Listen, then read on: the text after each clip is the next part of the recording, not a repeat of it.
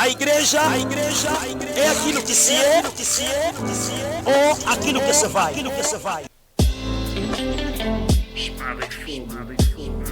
Qual é a água que tem matado a nossa sede?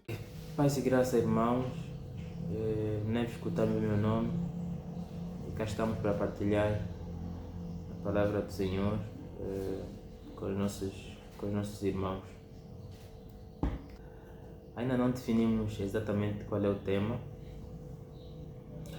no entanto, a meditação busca tratar de questões como honestidade, questões como integridade, questões como autenticidade, principalmente no meio dos cristãos. Pode parecer um pouquinho curioso a necessidade de falarmos isso entre cristãos, porque pelo menos espera-se que essas questões sejam já características dos cristãos. Espera-se que um cristão seja honesto, espera-se que um cristão seja uma pessoa autêntica, espera-se que o cristão tenha em si já essas marcas, essas características. No entanto, e como também a palavra ou o termo cristão, infelizmente, muitas vezes é vulgarizado, de tal modo que ser cristão não é uma questão de pertencer a uma denominação, de se congregar com um grupo de pessoas, de ter sido batizado, independentemente da igreja. Ser cristão tem a ver com como nós vivemos. Os primeiros cristãos, por exemplo, lá no livro de Atos, foram chamados de cristãos pela primeira vez, não porque batizaram-se, não porque tinham uma denominação, um templo. Eles foram chamados de cristãos porque identificou-se neles marcas de alguém chamado Cristo. Então, o facto dessas pessoas viverem como Cristo, agirem como Cristo e buscarem seguir os passos de Cristo, conferiu-lhes este nome, cristãos. No entanto, o termo, vez ou outra, tem sido vulgarizado, de tal modo que achamos importante falarmos dessa questão, porque é muito fácil esquecermos desses pontos e não os considerarmos no nosso dia a dia. Começamos aqui com uma frase do famoso William Shakespeare. Ele diz: os homens deveriam ser o que parecem, ou, pelo menos, não parecerem o que não são. Deixa-me aqui repetir.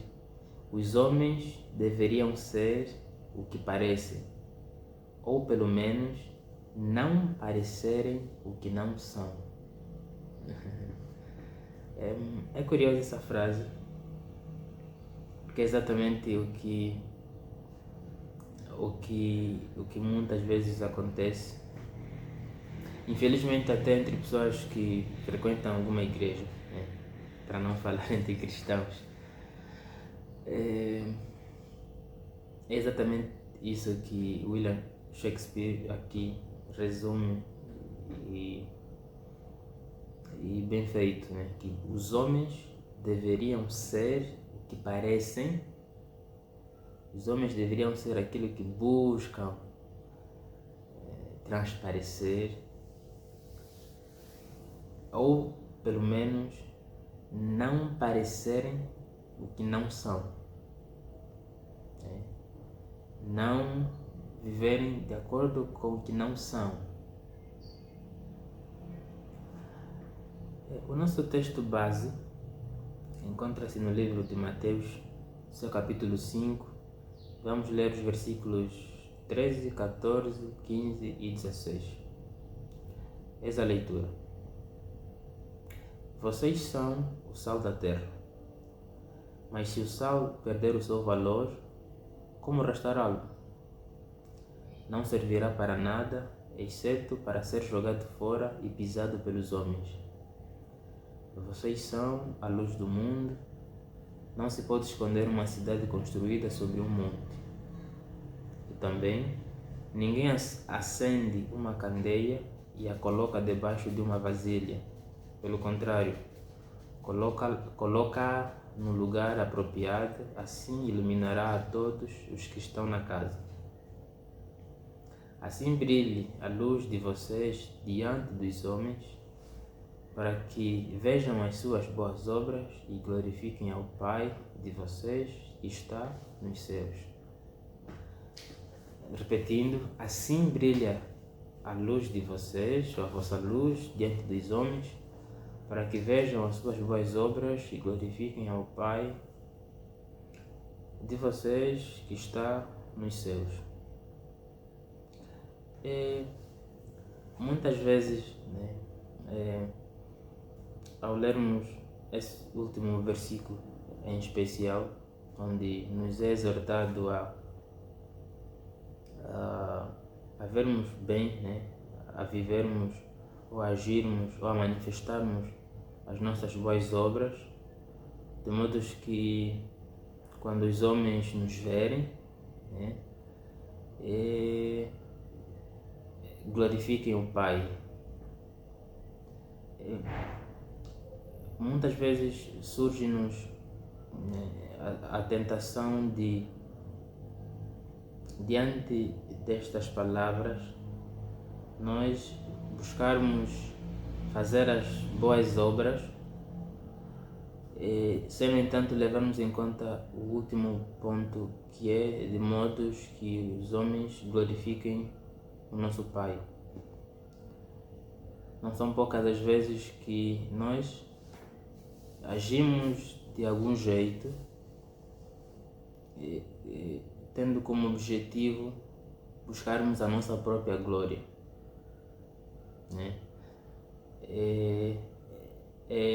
buscarmos parecer o que nós não somos. Então, a exortação aqui neste versículo tem a ver com, primeiro, vivermos de forma santa, de forma justa, de forma reta. A nossa luz precisa brilhar diante dos homens, não para a nossa própria glória, mas para a glória do nosso Pai que está nos céus. Isso tudo tem a ver com os primeiros versículos que nós lemos, porque a Bíblia, aqui de forma metafórica, apresenta o cristão como sal da terra, como a luz do mundo. E, por exemplo, o sal tinha um significado muito forte lá no Médio Oriente, porque ele, para além de conservar a alimentação, de conservar a comida, ela também dá de alguma forma sabor à comida. Então, a exortação aqui é que nós sejamos como o sal, que tem essas duas propriedades.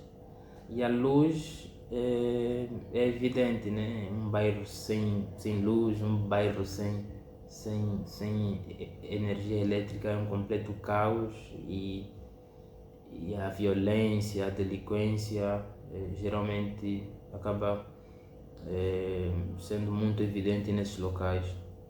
Então aqui a exortação é vivermos de um jeito santo, de um jeito puro, de um jeito correto, não para a nossa própria glória, mas para a glória dos homens. E pode parecer que não, perdão, para a glória de Deus, obrigado. E pode parecer que não, mas muitas vezes nós esquecemos-nos disso. Parece que o desejo de alguma forma sermos glorificados, sermos aplaudidos, sermos elogiados sobe no nosso coração. Às vezes de uma forma sutil, nós não vamos meditando, nos questionando, e quando damos conta, se é que damos conta, já estamos como estrelas, né? Buscando sempre dar algum tipo de show. Dar algum tipo de show. Então nós temos que pensar muito nisso e o tempo todo estarmos a nos perguntar por que eu faço o que faço, por que eu... Ou seja, a sabermos quais são os motivos que nos levam, né, a praticar alguma ação, né, o que se chama de motivação. Temos que o tempo todo fazermos esse exercício e nos perguntarmos a quem está a ser dada a glória, a Deus ou a nós? Nós estamos a agir de modo que a glória seja dada ao nosso Pai ou de modo que a glória seja dada a nós? E até coisas como oração, coisas como meditação, coisas como jejum, coisas como, como essas atividades espirituais acabam em muitos casos se tornando uma pedra de tropeço para nós mesmos. Às vezes nós falamos que oramos, que meditamos, que jejuamos, mas de modos a buscar elogio, de modos a buscarmos glória. E isso pode ser, por exemplo, visto no livro de Mateus 6, a partir do versículo 1, nós lemos: tenham cuidado de não praticar as suas obras de justiça diante dos outros para serem vistos por eles. Então, mesmo aqui, já existiam pessoas e no nosso tempo nós muitas vezes agimos do mesmo jeito, e Jesus exorta a termos o cuidado de não praticarmos obras de justiça. Aqui atenção que não se está a tratar de mais obras, obras de justiça, boas obras, oração, meditação, jejum. Tenham cuidado de não praticar suas obras de justiça diante dos outros para serem vistos por eles. Se fizerem isso, não terão nenhuma recompensa do Pai Celestial. Portanto, quando você der esmola, não anuncie isso com trombetas, como fazem os hipócritas nas sinagogas e nas ruas, a fim de serem honrados pelos homens. Eu lhes garanto que eles já receberam a sua recompensa. Ou seja, a recompensa das pessoas que agem desse jeito é apenas os elogios dessas pessoas. Ou seja, a recompensa não vem do Pai.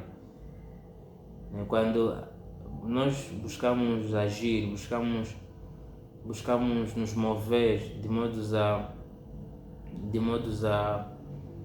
termos algum tipo de gratificação dos homens, a gratificação dos homens é exatamente a nossa recompensa, é exatamente a nossa, o nosso galardão.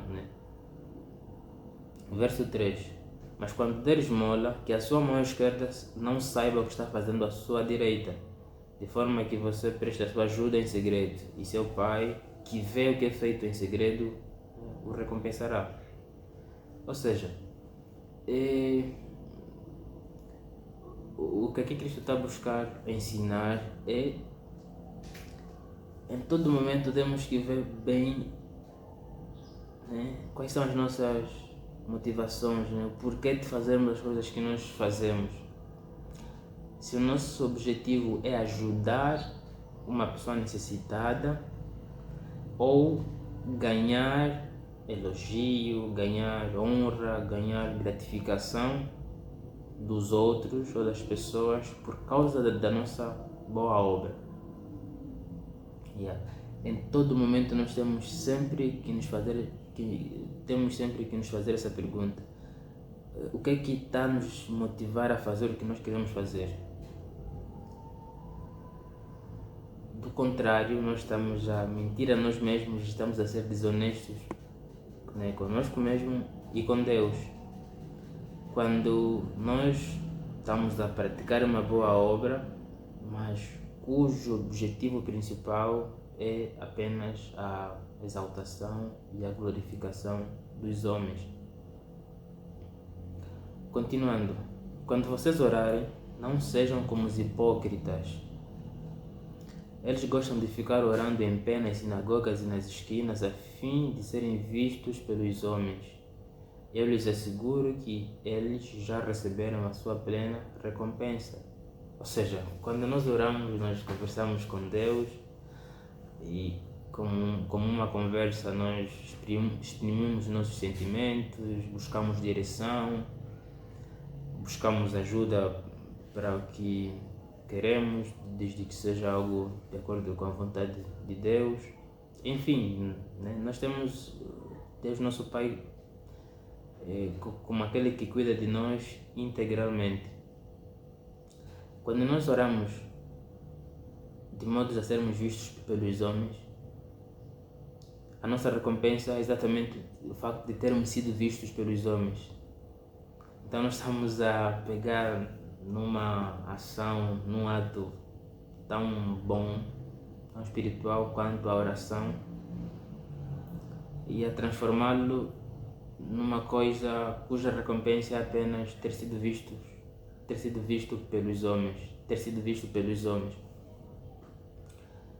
Então precisamos meditar nessas palavras e ver o que é que eu estou à procura. Ter sido visto por um homem como eu, ter sido elogiado por um homem como eu, ou receber do Pai a recompensa, o galardão, a gratificação, né? E dirigir a glória e a honra que é somente para Deus, o nosso Pai. Então é preciso nós, né, meditarmos nessas palavras. Não há nenhum problema em orar em pé, não há nenhum problema em orar numa sinagoga, né? No contexto em que isso foi escrito, aqui nós podíamos, né, sinagoga não é igual às denominações que nós temos, mas pronto, podíamos transportar esse conceito e falar, não há nenhum problema em orar aqui nas nossas igrejas, se assim posso dizer. Não há nenhum problema em orar numa esquina, enfim, na praça, na praia, na escola, no trabalho. Não há nenhum problema em orar nesses locais. O problema é o porquê de alguém levantar-se, porquê de alguém buscar manifestar essa ação de modos a ser visto pelos outros, ou seja, o desejo de buscarmos passar a ideia de que nós somos mais espirituais do que realmente nós somos. Porque a recompensa, o galardão é apenas o ter sido visto pelos homens e mais nada, né? E a pergunta que devemos nos fazer é exatamente o que é que eu quero, o que é que eu espero com isso? O que é que eu espero com isso? Porque se o homem em si só, né, Pedro diz que, né, a vida do homem é como uma flor que logo se seca. Se o homem em si é passageiro, né, e o seu tempo é pequeno comparando com a idade do universo, imagina o facto de ter sido visto por um homem, né? Os elogios dos homens são passageiros. Então nós temos que ter muito cuidado com isso. Isso em relação a coisas boas, a boas obras. Outro cuidado que também temos que ter tem a ver com, principalmente no relacionamento entre pessoas próximas, sejam amigos, marido e mulher, pai e filho, enfim. No nosso dia a dia, nós muitas vezes podemos não falar A quando eu fiz B, né? Pode não ser uma mentira direta, mas muitas vezes nós omitimos certas informações. Às vezes buscamos transparecer algo, né, na nossa interação, quando realmente nós tínhamos outro objetivo. Ou seja, muitas vezes nós não somos honestos, né, com as pessoas que estão à nossa volta, e nós mentimos. nós sentimos algo e dizemos, enfim.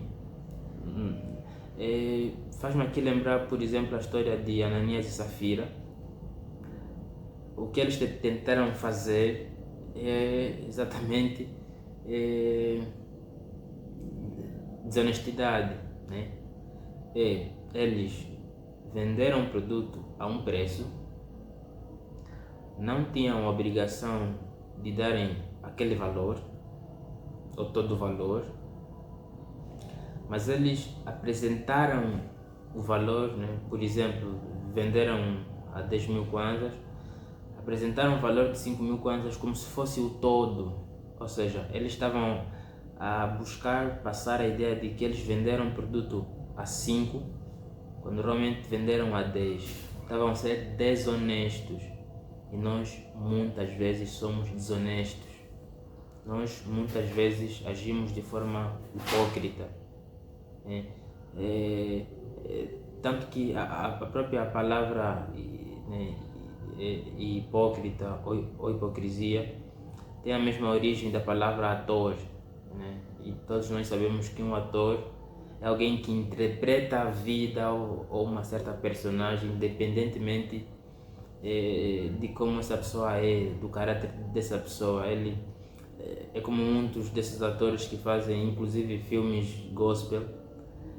Muitos desses atores nem são cristãos sequer, mas no filme interpretam o papel de um cristão e a pessoa pensa que essa pessoa na vida real é cristã, mas não, ele só está apenas a interpretar. E nós temos que ter o cuidado de não sermos intérpretes, né? Se assim posso dizer, de não estarmos a agir como atores, mas de realmente estarmos a manifestar, né? Frutos dignos de arrependimento, estarmos a viver de acordo com a sua palavra, de modo que nós nem tenhamos de nos atribuir títulos. As pessoas, ao verem que a nossa forma de viver se adequa a como Cristo vivia, as pessoas, ao notarem marcas, né, de Cristo na nossa vida, vão chamar-nos de cristãos, independentemente de nós buscarmos isso. Então nós não precisamos na carne manifestar ou buscar ser o que realmente nós não somos, ou em muitos casos não parecer o que realmente somos, né? Ou seja, você é mentiroso, mas tenta parecer verdadeiro, né? Quando nós notamos alguma falha, alguma dificuldade, alguma coisa menos boa, vamos reconhecer, né? E pedir a Deus que transforme o nosso coração e nos ajude a caminhar de forma honesta. Não vamos ser desonestos e tentar parecer o que realmente não somos. Vamos mesmo fazer o exercício de no nosso dia a dia, nas nossas interações humanas, perguntarmos sempre: por que eu estou a fazer o que estou a fazer? Realmente eu estou a ser honesto em relação a esse ponto? Esse é um exercício, nem sempre é fácil por causa também do nosso orgulho. Às vezes o nosso orgulho, o nosso desejo de buscar sempre vantagem sobre as coisas que estão à nossa volta faz-nos agir de um modo errado. Não sei se não estou enganado, mas eu acho que na história do cego que foi curado por Jesus, aquele que havia nascido cego, depois de Jesus o curar, bom, os fariseus ficaram furiosos, como quase sempre ficavam nas várias interações com Jesus, e perguntaram inclusive por que Jesus havia o curado, e aproveitaram-se do facto de ter sido num sábado. Depois foram e perguntaram aos pais se não tenho enganado, é Bartimeu, né? Mas pronto, acho que nos lembramos da história. Perguntaram aos pais do senhor que havia sido curado, e os pais sabiam o que realmente havia acontecido, mas com medo, né, da rixa, com medo de serem excluídos da comunidade, simplesmente deixaram de falar o que realmente acharam, né? E nós muitas vezes agimos assim. Sabemos o que é certo, sabemos o que é justo, sabemos o que é correto, sabemos como devemos nos posicionar, seja no trabalho, seja na escola, seja na rua, mas nós, com medo da nossa reputação, com medo da nossa imagem, simplesmente decidimos, né, omitir-nos, simplesmente decidimos agir, né, em contramão né, ao que é verdadeiro, ao que é justo, ao que é correto. Eles responderam, ele é adulto, perguntem a ele mesmo. Exatamente. Então, nós temos que o tempo todo estarmos a meditar nisso e vermos se realmente nós temos sido autênticos, temos sido honestos, né? E temos uma posição firme, né, e convicta. Muitas vezes, por exemplo, nós, e vou tentar dar aqui um exemplo prático, muitos cristãos decidiram não ouvir nenhum tipo de música secular, né? Só ouvem músicas gospel, né? Digamos assim, independentemente do cantor, independentemente né, de como é a vida do cantor, independentemente do conteúdo da música, se tem um rótulo de ser uma música gospel, eles ouvem, né, de uma vontade. É assim, não há nenhum problema em alguém decidir não ouvir nenhum tipo de música secular. Não há nenhum problema com isso, né? As pessoas têm a liberdade de fazer esse tipo de escolha. Só que o que eu acho incoerente, o que eu acho justo é que, injusto, é que muitas vezes as pessoas adotam essa postura não porque elas pensaram e decidiram agir desse jeito por conta própria, mas é porque o meio em que estão inseridos age desse jeito, então aquilo que se chama efeito manada faz com que essas pessoas ajam do mesmo jeito, independentemente de terem argumentos, né, que explicam o porquê desta posição que assumiram. Esse é um ponto. E o segundo ponto é que se mostram muito incoerentes porque a pessoa que não ouve, por exemplo, nenhum tipo de música gospel, secular, independentemente da música secular e do conteúdo da mesma, essa pessoa vê filmes seculares. E aí a questão, qual é a régua que estamos a utilizar para medir? Qual é o critério que estamos a utilizar para escolher? Por que uma música secular, independentemente do conteúdo, é errada, por exemplo, e um filme secular não é? Tipo, qual é o critério que nós estamos aqui a utilizar? Nós decidimos decidimos não ouvir nenhum tipo de música secular, com que padrão, com que critérios, e por que o mesmo critério não se aplica aos filmes? E esse é só um exemplo. Há muitas outras coisas que nós decidimos fazer ou deixar de fazer sem pensarmos a fundo na coisa. Julgamos quem faz diferente, né? Julgamos, condenamos quem faz diferente e simplesmente agimos assim, né? Vezes por efeito manada, outras vezes simplesmente por incoerência e em muitos casos mesmo por má fé, né? por hipocrisia. Então nós, como cristãos, precisamos realmente pensar nas coisas, sabermos o porquê que fazemos as coisas, como fazemos as coisas, porque agimos como agimos, e termos uma postura firme diante das coisas, né? Que as nossas escolhas sejam sempre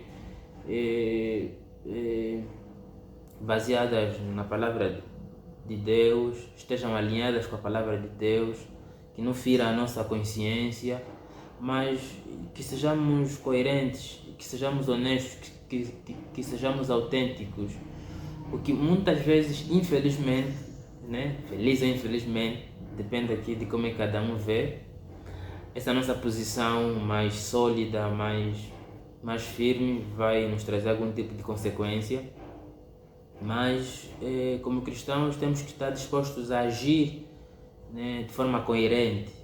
Nós temos que ser pessoas coerentes, temos que ser pessoas honestas, autênticas, maduras e agirmos sempre de acordo com a palavra do Senhor, de modo a não ferir a nossa consciência,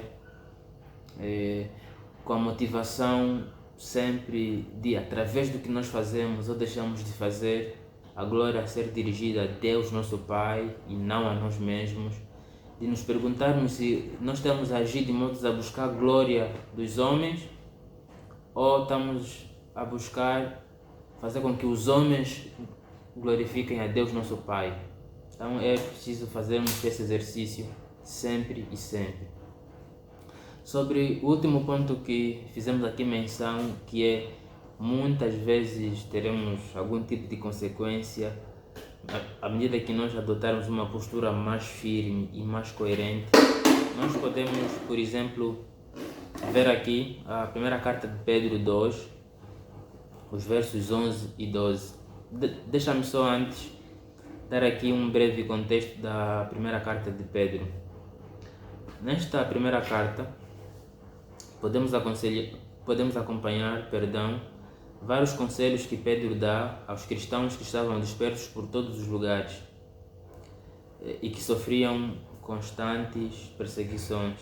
Um dia, se calhar, podemos, de forma mais aprofundada, falar um pouquinho mais sobre a carta de Pedro, mas aqui o objetivo de Pedro era encorajar cristãos que estavam espalhados, né? Que estavam dispersos aí nas regiões da Ásia Menor, que no contexto em que foi escrito fazia parte do Império Romano. Pedro, aqui no seu capítulo 2, a partir do versículo 11, diz assim: Amados, insisto em que, como estrangeiros e peregrinos no mundo, vocês se abstenham dos desejos carnais que guerreiam contra a alma. Vivam entre os pagãos de maneira exemplar, para que naquilo em que os acusam de praticarem o mal, observem as boas obras que vocês praticam e glorifiquem a Deus no dia da sua intervenção. Há um outro texto que eu também queria ainda ler, aqui ainda em 1 de Pedro. Deixa-me só ver se eu rapidamente consigo localizar.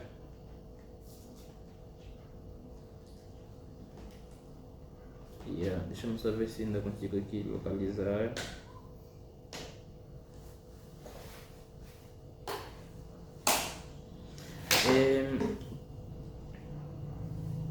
Vamos ainda na segunda carta de Pedro, mas a partir do versículo 18.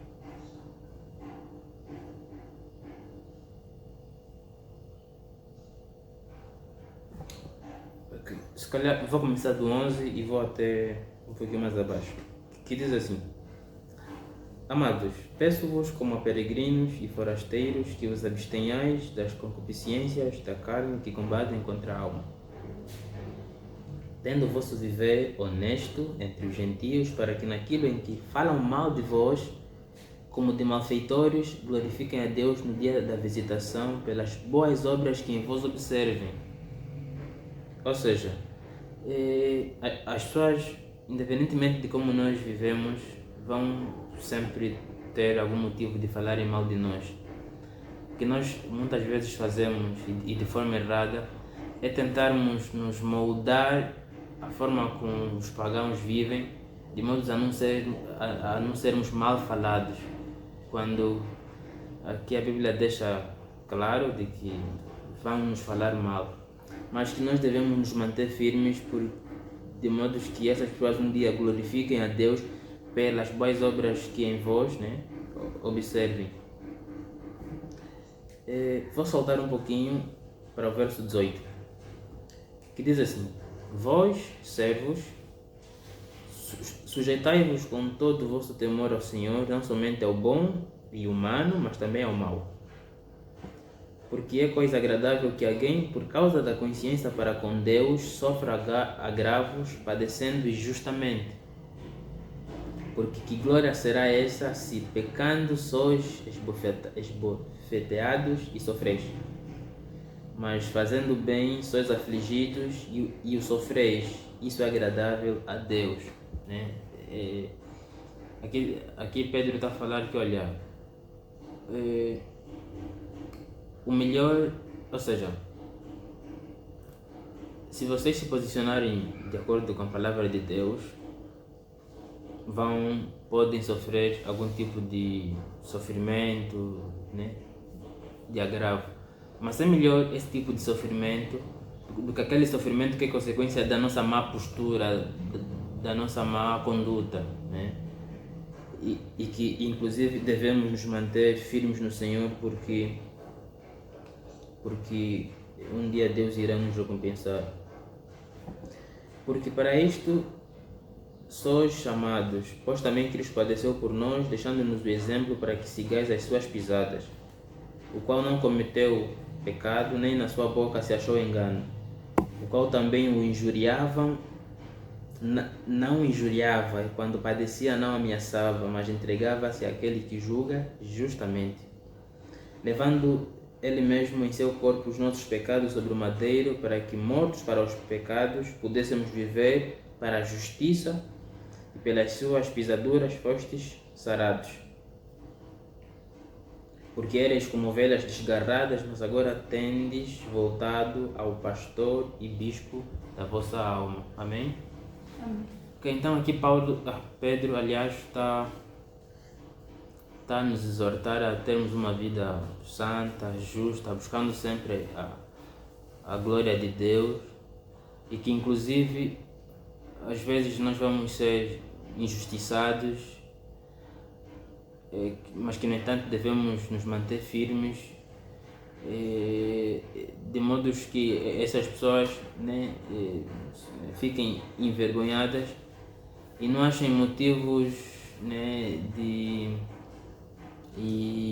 não achem motivos ou razão para o que fazem, porque não terão, né, visto nada de mal, né, nada de vergonhoso no nosso proceder, na nossa forma de viver. Eu queria aqui também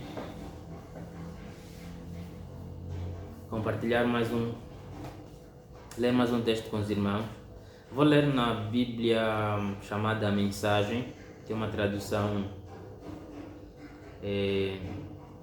com uma linguagem mais acessível. Depois, os que nos ouvirem através da internet podem sempre consultar ou validar com a linguagem, né, que nós geralmente temos em nossas casas.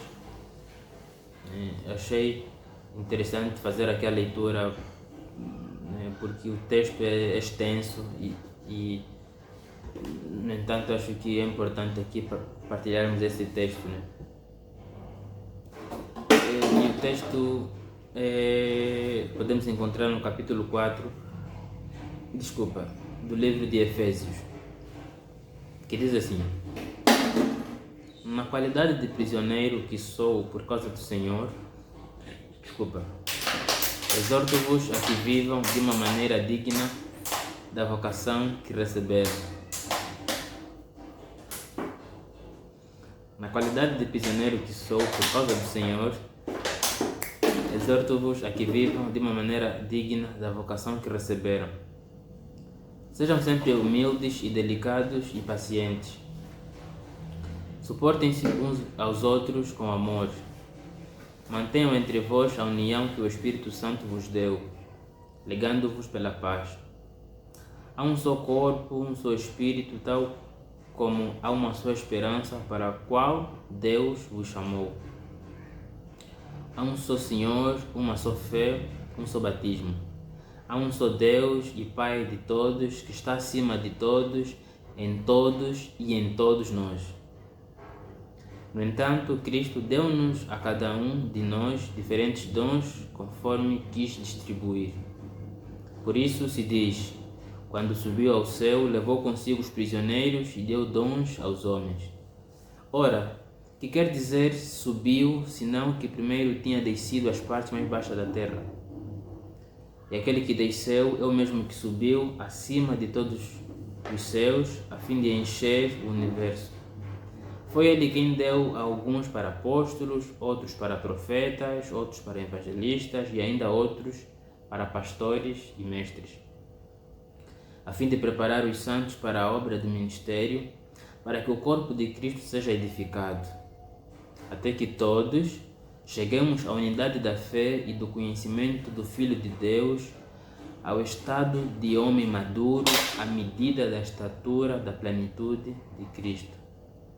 Assim, não seremos mais como crianças, levados pelas ondas e empurrados por qualquer vento de doutrina, pela astúcia e esperteza dos homens que induzem ao erro. Antes, seguindo a verdade em amor, cresçamos em tudo naquele que é a cabeça, Cristo. Dele todo o corpo, ajustado e unido pelo auxílio de todas as juntas, cresce e edifica-se a si mesmo em amor, na medida em que cada parte realiza a sua função. Portanto, digo-vos e insisto no Senhor, que vivais não mais como gentios, que vivem na vaidade dos seus pensamentos. Eles estão obscurecidos no entendimento e separados de Deus por causa da ignorância em que estão, devido ao endurecimento dos seus corações. Tendo perdido toda a sensibilidade, entregaram-se à depravação, cometendo com avidez toda a espécie de impureza. Mas não foi assim que aprendestes de Cristo. Se é que de facto o ouvistes e nele fostes ensinados conforme a verdade em Jesus. Quanto à antiga maneira de viver, que vos despojeis do velho homem que se corrompe pelas concupiscências do engano, e vos renoveis no espírito da vossa mente, que vos revistais do novo homem, que segundo Deus é criado em verdadeira justiça e santidade. Por isso, deixai a mentira e falai a verdade cada um com seu próximo, porque somos membros uns dos outros. Por isso, deixai a mentira e falai a verdade, cada um com seu próximo, porque somos membros uns dos outros. Quando se irarem, não pequem, não deixem que o sol se ponha enquanto vocês ainda estiverem irados, e não deem lugar ao diabo. Quem roubava, não roube mais, antes trabalhe, fazendo algo útil com as suas mãos, para que tenham o que repartir com quem estiver em necessidade. Não saia da vossa boca nenhuma palavra torpe, mas só a que for boa para edificação, conforme a necessidade, para que ministre graça aos que a ouvem. Eu vou repetir aqui esses últimos 4 pontos porque são realmente importantes e é um exercício que nós temos que fazer todos os dias. Por isso, deixai a mentira e falai a verdade, cada um com o seu próximo, porque somos membros uns dos outros. Quando se irarem, não pequem, não deixem que o sol se ponha enquanto vocês ainda estiverem irados, e não deem lugar ao diabo. Quem roubava, não roube mais, antes trabalhe, fazendo algo útil com as mãos, para que tenham que repartir com quem estiver em necessidade. Não saia da vossa boca nenhuma palavra torpe, mas só a que for boa para edificação, conforme a necessidade, para que ministre graça aos que a ouvem. E esse é um bom exercício. Nós muitas vezes falamos palavras que não edificam, que não ministra graça a quem ouve. Usamos sarcasmos, falamos de forma arrogante. Enfim, é um exercício que temos que fazer todos os dias. E não entristeçais o Espírito Santo de Deus, com o qual fostes selados para o dia da redenção. Lançai fora toda amargura, raiva, cólera, gritaria e calúnia, bem como toda maldade. Antes, sede bondosos e compassivos uns para com os outros, perdoando-vos mutuamente, assim como Deus vos perdoou em Cristo. Amém? Pois, nós temos mesmo que fazer esse exercício todos os dias. Temos que buscar ser pessoas honestas, autênticas,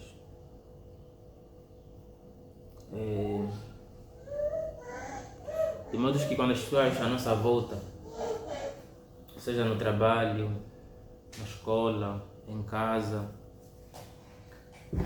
buscarem exemplo de alguém que não mente, buscarem exemplo de alguém que se posiciona corretamente, buscarem de uma pessoa justa, tenham a nós como referências. Que nós evitemos as mentirinhas, né? Aqui, em especial aos pais, em especial às pessoas que cuidam de crianças, em especial os mais velhos, que infelizmente acabam sendo muitas vezes aqueles que ensinam as crianças a mentirem. Com coisas simples, como por exemplo, olha, isso que eu não estou. Yeah? Vem ali os bradas da TJ e a pessoa podia simplesmente ir conversar com eles e falar que, olha, não estou disposto a continuar a ter os estudos com vocês, não tenho disponibilidade, não tenho vontade, não tenho tempo. A pessoa vai se esquivando, não consegue encarar a realidade e ensina a criança a ir falar, olha, vai e diz só que eu não estou. Só que também tem crianças que, de tão puras, de tão honestas que são, vão e dizem, olha, papai disse para falar que ele não está. Então, meus irmãos, vamos, principalmente os pais, principalmente as pessoas que cuidam de alguma criança e não só, vamos parar de ensinar as crianças a mentirem, porque ela vai ouvindo isso e com o tempo vai utilizar esse mesmo recurso para esquivar-se de alguma coisa que ela precisa fazer, ou dar, ou entregar. Se hoje já sabe que quando eu não quero assumir alguma coisa, quando eu não quero encarar alguma coisa, o truque é mentir, quando chegar a sua vez vai fazer o mesmo. E nós também, né, em casa, as esposas, os maridos, os pais, os filhos, vamos ser honestos, né? Muitas esposas enganam os maridos, dizendo que, olha, o produto X custa Y, quando custa B, para aproveitar-se dos trocados e fazer o que quiser. Os maridos omitem os seus salários, por exemplo, ou deixam de compartilhar os planos. Então vamos buscar, né, deixar de mentir, sermos honestos, sermos sinceros, sermos maduros, conversarmos tudo na paz. Vamos buscar parar de fazermos as coisas movidas pelos elogios, pela gratificação dos homens. Orar, jejuar, fazer algum programa, enfim, são coisas genuínas, são coisas que edificam a nós, que edificam a igreja, mas a glória e a honra é para o Senhor. Nós não precisamos mostrar que somos mais espirituais do que realmente nós somos. Nós temos a oportunidade de mostrar que somos espirituais todos os dias, na nossa forma de viver, na forma como lidamos com o dinheiro, na forma como lidamos com os outros. É ali onde nós temos a oportunidade de mostrar que realmente somos. Não é muito falar, não é por, sabe, né? Não é buscar passar a ideia nas pessoas de que você ora 3 horas, 4 horas, que vai te elevar a um patamar alto. Muito pelo contrário, o teu galardão será exatamente essa informação que a pessoa terá tido contato.